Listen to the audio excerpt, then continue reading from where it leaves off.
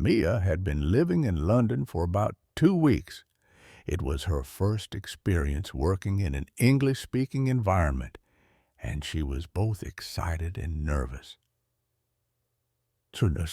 She had studied English for years, passed exams, watched countless shows, and read more grammar books than she could count. But still, nothing had truly prepared her for how fast people spoke in real life and how casually they used language.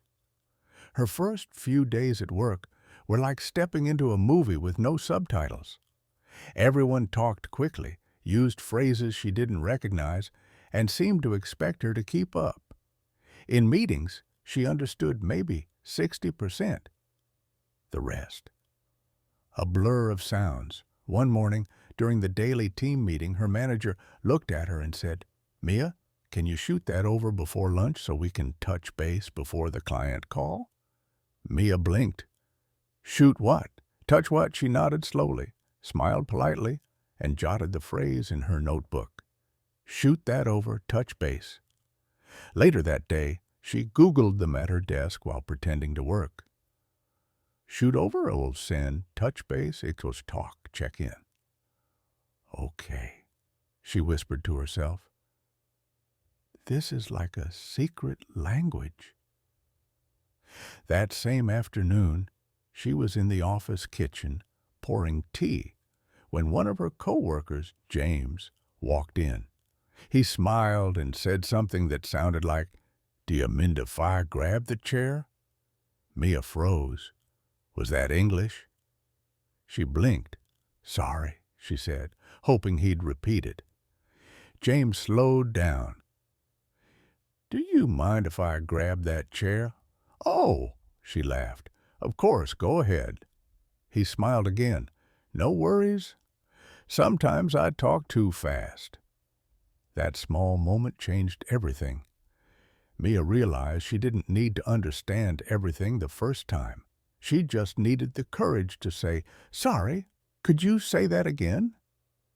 That night, she made a list, not of vocabulary or grammar rules, but of real useful sentences she'd heard people use when they didn't understand something.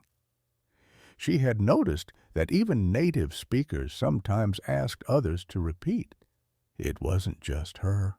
She wrote, "I didn't catch that. Could you say it again?" "Sorry, what was that?" "Can you speak a little slower?" What did you mean by... These weren't textbook phrases. They were natural, soft, human. They worked. The next day, she went in with a different mindset. She wasn't going to pretend anymore. She was going to ask. In the elevator, her manager said, "Let's circle back to that later, yeah?" And instead of nodding in confusion, Mia smiled and said, "Sorry, could you explain circle back?" Her manager laughed, not unkindly. "Ah, just means we'll talk about it later. Old business slang." "Got it," Mia said. And this time, she really meant it. Later that week, during a group lunch, the conversation turned to weekend plans. People spoke quickly, jumping from one topic to another.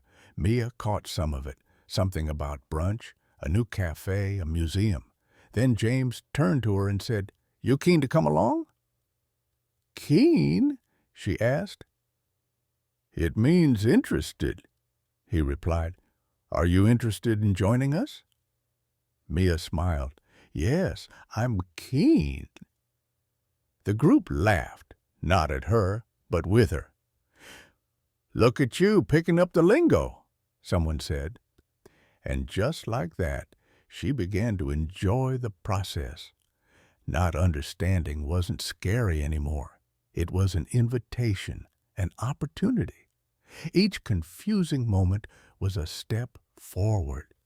Sometimes she still got lost in fast conversations. Sometimes she missed jokes or didn't understand slang.